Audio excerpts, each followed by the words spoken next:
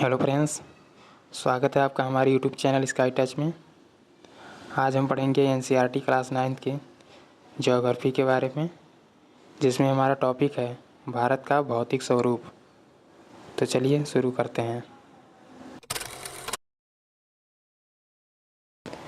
सबसे पहले हम जानते हैं भारत की मुख्य भौगोलिक वितरण के बारे में। भारत की भौगोलिक आकृतियों को निम्नलिखित वर्गों में विभाजित किया जा सकता है, जैसे हिमालय पर्वत श्रृंखला, उत्तरी मैदान, प्रायद्वीपीय पठार, भारतीय मरुस्थल, तटीय मैदान तथा द्वीप समूह। आइए इन सब के बारे में विस्तार पूर्वक अध्ययन करते हैं। सबसे पहला है हिमालय पर्वत। भारत की उत्तरी सीमा पर विस्तृत हिमालय भूगर्भीय रूप से युवा एवं बनावट के दृष्टिकोण से वलित पर्वत श्रृंखला है। ये पर्वत श्रृंखलाएँ पश्चिम पूर्व दिशा में सिंधु से लेकर ब्रह्मपुत्र तक फैली हैं। हिमालय विश्व की सबसे ऊंची पर्वत श्रेणी है और एक अत्यधिक असम अवरोधों में से एक है। ये 2400 किलोमीटर की लंबाई में फैले एक अर्धवृत्त का निर्माण करते हैं। इसकी चौड़ाई कश्मीर में 400 किलोमीटर एवं अरुणाचल में 150 किलोमीटर है। पश्चिमी भाग की अपेक्षा पूर्वी भाग की ऊंचाई में अधिक विविधता पाई जाती है। अपने पूरे देशांतरीय विस्तार के साथ हिमालय को 3 भागों में बांट सकते हैं। इन श्रृंखलाओं के बीच बहुत अधिक संख्या में घाटियां पाई जाती हैं। सबसे उत्तरी भाग में स्थित श्रृंखला को महान या आंतरिक हिमालय या हिमाद्री कहते हैं। यह सबसे अधिक सतत श्रृंखला है, जिसमें 6000 मीटर की औसत ऊंचाई वाले सर्वाधिक ऊंचे शिखर हैं। इसमें हिमालय के सभी मुख्य शिखर हैं। आइए इनके बारे में विस्तार से जानते हैं। सबसे पहले बात करते हैं माउंट एवरेस्ट की। यह नेपाल में स्थित है तथा इसकी ऊंचाई 8848 मीटर है। उसके बाद कंचनजंगा यह भारत में स्थित है, जिसकी ऊंचाई 8598 मीटर है। उसके बाद मकालू नेपाल में स्थित है, जिसकी ऊंचाई 8481 मीटर है। फिर धौलागिरी यह भी नेपाल में स्थित है, इसकी ऊंचाई 8172 मीटर है। उसके बाद नंगा पर्वत भारत में स्थित है, इसकी ऊंचाई 8126 मीटर है। उसके बाद अन्नपूर्णा यह भी नेपाल में स्थित है, जिसकी ऊंचाई 8078 मीटर है। उसके बाद नंदा देवी यह भारत में स्थित है, जिसकी ऊंचाई 7817 मीटर। उसके बाद कामेट भारत में स्थित है, इसकी ऊंचाई 7756 मीटर। उसके बाद नामचा बारुआ यह भी भारत में है, इसकी ऊंचाई 7756 मीटर। उसके बाद गुरला मंदाता नेपाल में स्थित है, इसकी ऊंचाई 7728 मीटर है। ये सारे पर्वत शिखर एग्ज़ाम की दृष्टि से बहुत ही महत्वपूर्ण है। यहाँ से किसी न किसी एग्ज़ाम में ज़रूर से क्वेश्चन पूछे जाते हैं। चलिए आगे बढ़ते हैं। हिमाद्री के दक्षिण में स्थित श्रृंखला सबसे अधिक असम है एवं हिमाचल या निम्न हिमालय के नाम से जानी जाती है। इन श्रृंखलाओं का निर्माण मुख्यतः अत्यधिक संपीड़ित तथा परिवर्तित शैलों से हुआ है। इनकी ऊंचाई 3700 मीटर से 4500 मीटर के बीच तथा औसत चौड़ाई 50 किलोमीटर है, जबकि पीर पंजाल श्रृंखला सबसे लंबी तथा सबसे महत्वपूर्ण श्रृंखला है। धौलाधर एवं महाभारत श्रृंखलाएँ भी महत्वपूर्ण हैं। इसी श्रृंखला में कश्मीर की घाटी तथा हिमाचल के कांगड़ा एवं कुल्लू की घाटियाँ स्थित हैं। इस क्षेत्र को पहाड़ी नगरों के लिए जाना जाता है। हिमालय की सबसे बाहरी श्रृंखला को शिवालिक कहा जाता है। इनकी चौड़ाई 10 से 50 किलोमीटर तथा ऊंचाई 900 से 1100 मीटर के बीच है। ये श्रृंखलाएँ उत्तर में स्थित मुख्य हिमालय की श्रृंखलाओं से नदियों द्वारा लाई गई असंपीड़ित अवसादों से बनी हैं। ये घाटियाँ बजरी तथा जलोढ़ की मोटी परत से ढकी हुई हैं। निम्न हिमाचल तथा शिवालिक के बीच में स्थित लंबोद घाटी को दून के नाम से जाना जाता है। कुछ प्रसिद्ध दून हैं देहरादून, कोटली दून एवं पाटली दून। सतलुज एवं सिंध के बीच स्थित हिमालय के भाग को पंजाब हिमालय के नाम से जाना जाता है, लेकिन पश्चिम से पूर्व तक क्रमशः इसे कश्मीर तथा हिमाचल हिमालय के नाम से भी जाना जाता है। सतलुज तथा काली नदियों के बीच स्थित हिमालय के भाग को कुमायूं हिमालय के नाम से भी जाना जाता है।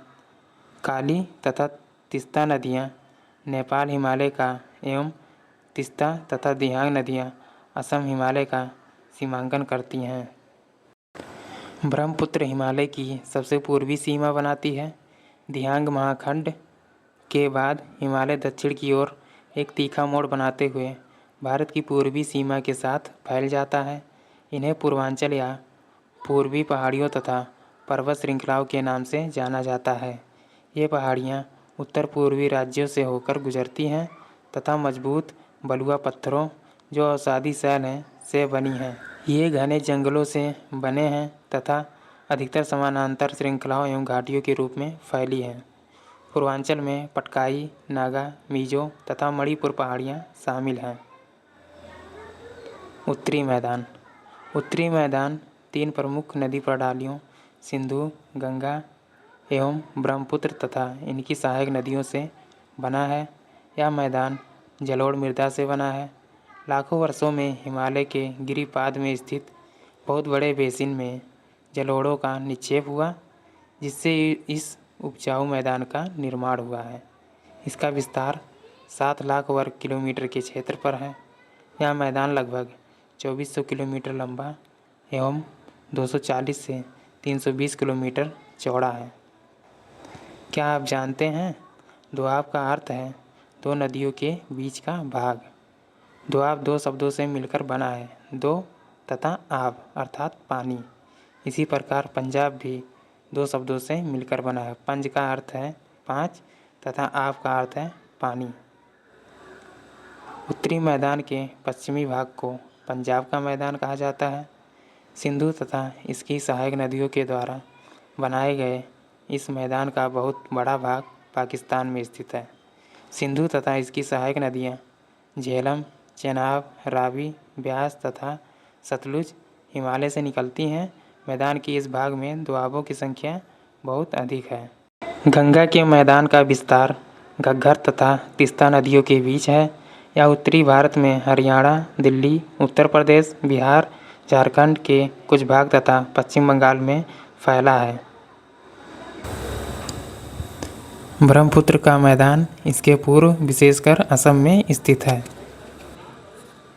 नदियाँ पर्वतों से नीचे उतरते समय शिवालिक की ढाल पर 8 से 16 किलोमीटर के चौड़ी पट्टी में गुटका का निक्षेपण करती हैं।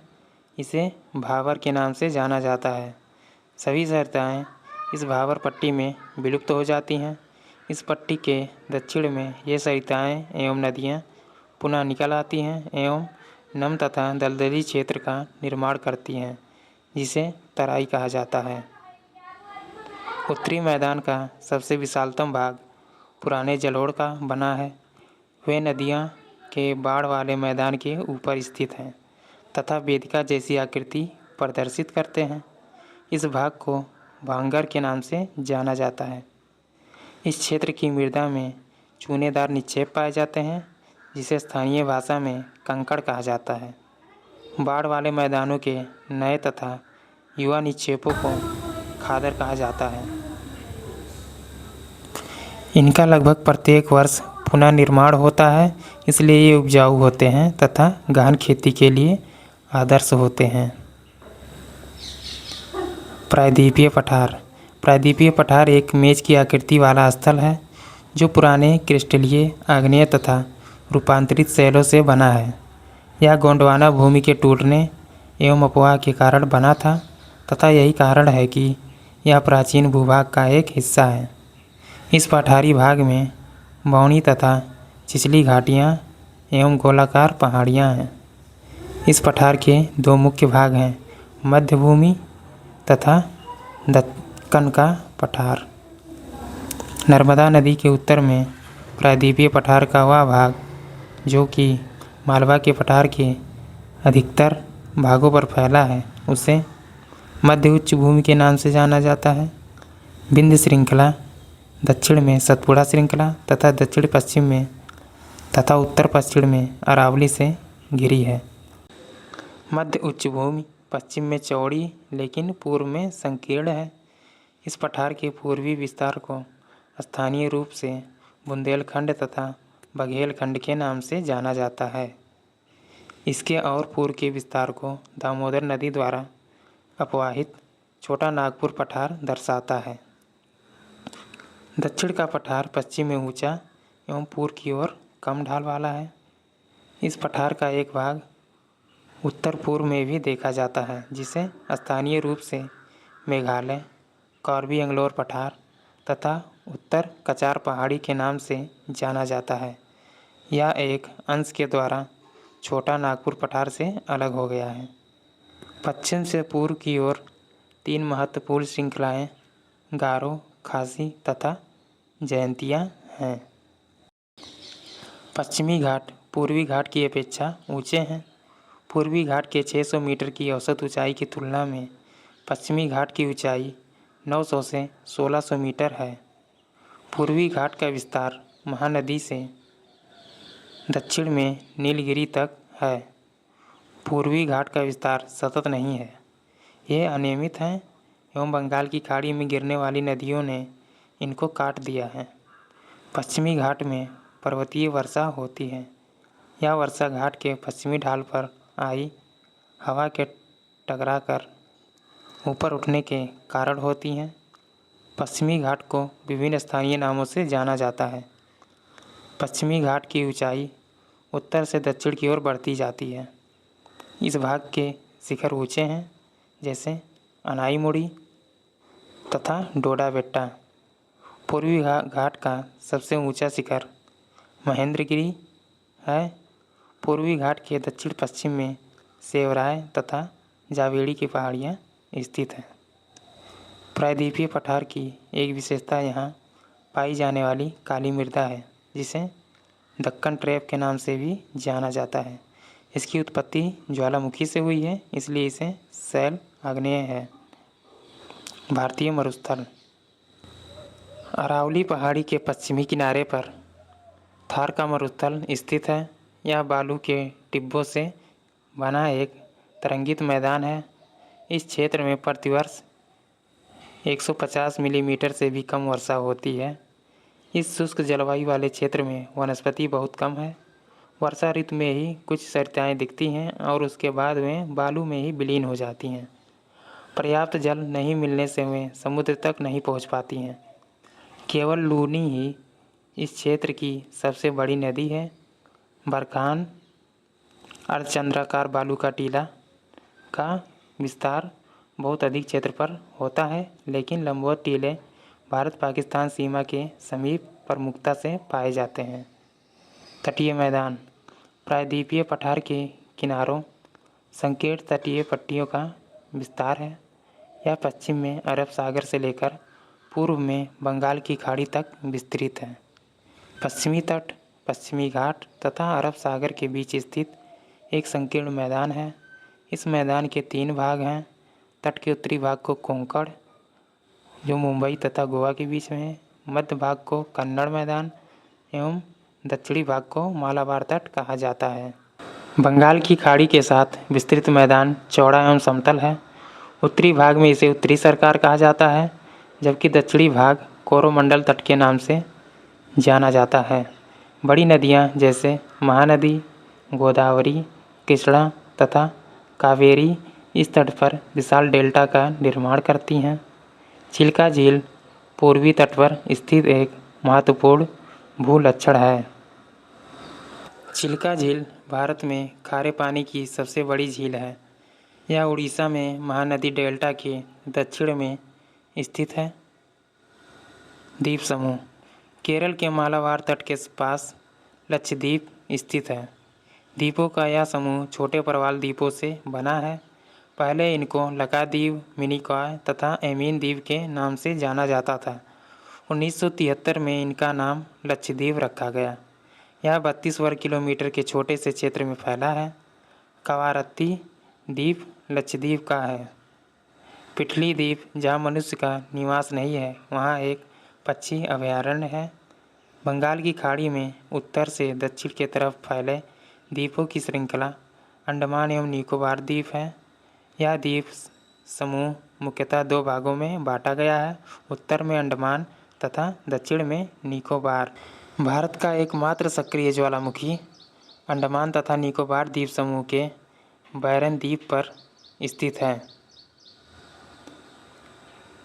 एक स्थलीय भाग जो तीन ओर से समुद्र से घिरा हो उसे क्या कहते हैं?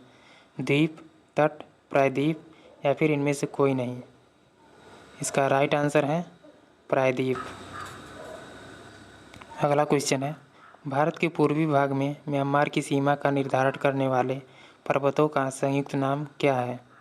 हिमाचल, उत्तराखंड, पूर्वांचल या फिर इनमें से कोई नहीं। इसका राइट आंसर है पूर्वांचल।